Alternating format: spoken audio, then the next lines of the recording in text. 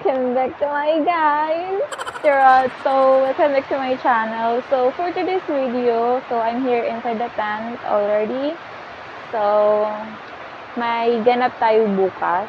So bali pupunta tayo sa first birthday ni Ariel, which is gaganapin siya muna. First birthday and first dedication. Dedication I mean. First dedication. So bali i-dedicate din siya and then isasabay sa first birthday niya. So bali ang gagawin ko is pinaplano ko sana is pupunta na lang ako doon sa bahay ni Rialyn, sa mama ni Ariel, which is ayoko na lang sanang umattend ng dedication. Pero napag-isip-isip ko rin na hindi na rin ako nakakapunta doon sa church. So bali bukas na guys.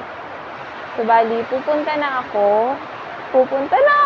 So bali magkakaroon muna tayo bukas. Magbibisi-bisihan muna tayo. So bali di ako magiging tambay for tomorrow's event. First time ko makikita si Baby Ariel. Kung hindi ako magiging ninang, hindi ko siya makikita. So bukas na tayo magkita-kita. So see you tomorrow!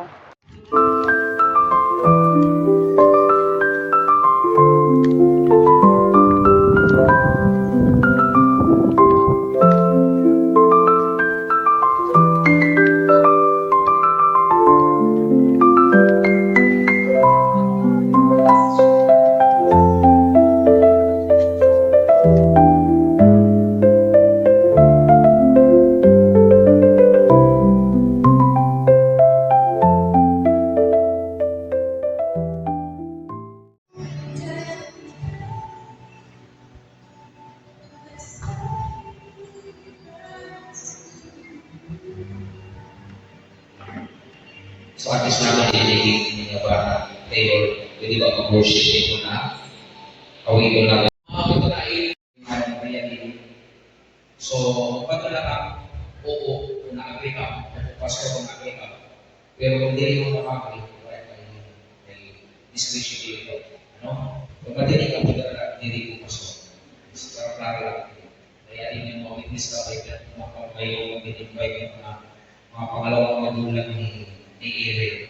Okay, so, may nakakakiana. Ang mga bata ay isang handog at kayamanan mula sa lamang sa Diyos. Sa mga tuwing sila ay pag-aari ng Diyos at tayo mga magulang ay naatasan lamang upang arugain, mahalin, palakingin at bumugin sila ayon sa kanyang dakilang kalooban. Bilang mga magulang at makakalaga ng lubusan natin maunawaan at mga isang katuparan ang mga obligasyong nag-aaral sa ating mga balina. April Boy at Rialyn, kayo ba ay nanangatog sa harap ng Diyos at sa harap ng nagulungan ito? Ang si Ellen Dimata Galit ayon sa dakilang kalooban ng Diyos para sa kanya. Ito po para makapati ang kalangitan niya. Salamat. Kayo ba ay nanangatog magsisikap ng mga pagtatag ng isang Kristiyanong tahanan na puno ng pag-ibig, kapayapaan at kasaganaan? Kayo ba ay nanangatog magpapakita ng magandang halimbawa para kay Ariel Galit, Dimata Galit sa isip, salita at sa gawa? Okay. So, atis pa, dapat pamainin ang tutunan ng maumay sa mga kapatid.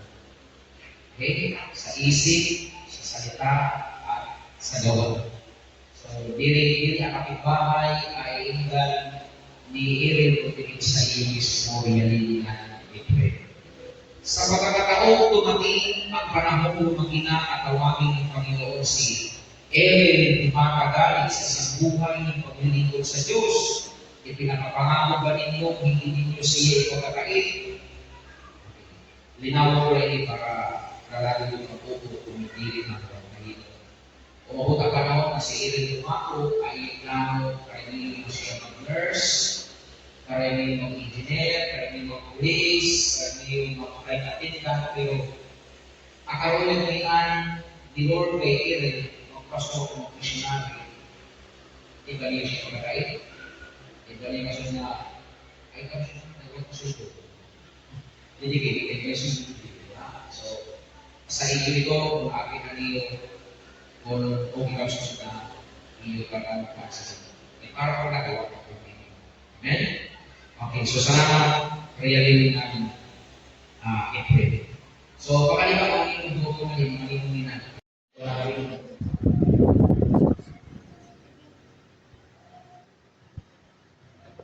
Sige, so atin i-dedicate yan na i-offer natin sa Ginoo si Ethel dahil mag-20 ba natin yung natin mga kamay? Manalangin ka. Sige, ipanalangin natin si Ethel dahil ano siya. Sa ngalan ng Ama, ng Anak, at ng Espiritu Santo, bilang lingkod ng ministro mo Panginoon, amin namin itinit sa iyo, iningawata na si Aaron di Mata dahil. Panginoon, mula sa kanyang pagsila, itong Panginoon na anlaw na nag-start ang inyong pagkilos sa iyo. Nananalangin kami, Panginoon, sa sini ang unang natuin sa iyong luhi. Ako, Panginoon, sa sini na iyong pagtitipara. I pray na para lubugan mo sa iyong paraan ng Espiritu. Na iningawata, Panginoon, na lalaki na may maayos sa buhay, may maayos sa kalusugan, may maayos sa kinabukasan. Lord, ang Panginoon ng mga nakaambang ng mga sakit, ang Panginoon pinabawalang peace, in the name of Jesus Christ. Na si Aaron, di matahagay, ang iyong masusunod, Panginoon, maayos na kalusugan, maayos, Panginoon, urgan ng buhay, maayos na urgan ang kinabukasan. Maraming salamat, Lord, na ng mga pangarap ni April and Really. Lord, ito'y mangyari habang hindi ka pagbabalik, Panginoon. Pagpalayo mo si Aaron, di matagalin, Lord, Lord, ay release ito sa mga pagpapalang spiritual, pagpapalang material, pagpapalang physical, intellectual, at emotional, in the name of Jesus Christ, Lord. Na ang batang ito ay lalaki ng pinagpala, ang batang ito ay lalaki ng mabait, magalang, ang batang ito ay lalaki ng makadiyos sa pangalan ng Jesus. Salamat po, Ama, sa iyo, Panginoon, i-dedicate ko dahil ang batang ito na si Aaron, Limata, dahil pagpalain mo ang batang ito mula sa araw na ito hanggang sa kanyang pagkakinig. Ito po ang aming mga panalangin at hinihiling sa iyong kapangyarihang pangalan na si Jesus sa pangalan ng Ama, ng Anak, at ng Espiritu Santo, in Jesus' name. Amen, amen, amen. God bless you. Aaron di Mata, dahil Panginoon ang pangalas. Pwede ba natin kapag sa ninong natin ito, nice. Pwede sa asawa. Sige nito. Pwede siya muna. Ladies first. Ladies first. Tapos, kawan mo pag-discussing. I hope and pray and sa inyo na pag-read the verse 8, Psalms 121 verse 8, ang Panginoon ang mag-iingat sa iyo pag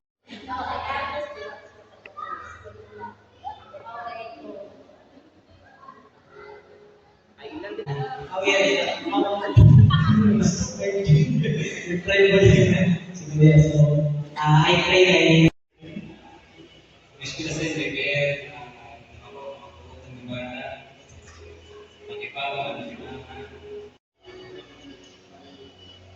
Kaya din sa pag-ibig ng sa pinangin sa di bata ang bibili.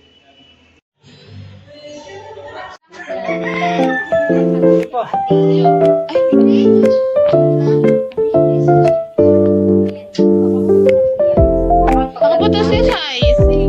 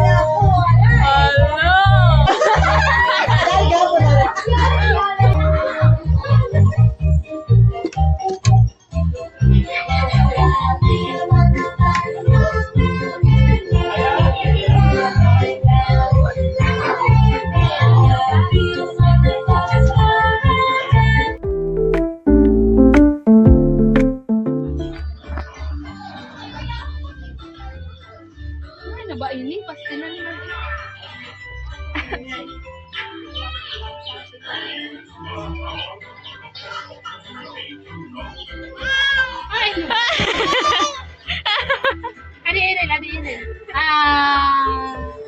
Anong gamot?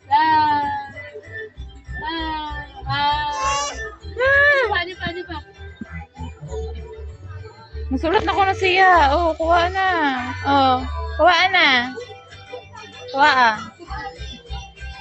Kuha ah. Aray! Oh. Ay, ang cute! Paano ko picture sa iya? Tumakain ko siya. Tapos nakatog sa.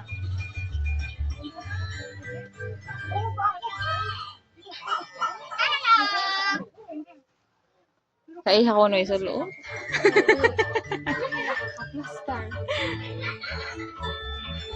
Opo! Okay nga, di mapahiya sa English. Mapaygar ako ba? Basta English grammar. Okay lang. Sit down. Oh, come on, bebe. Sagara. Kapaso! Ala, kahit kung nagawa, may ceiling fan, mag-stay ka. Tama, presyo pa, good. Hello!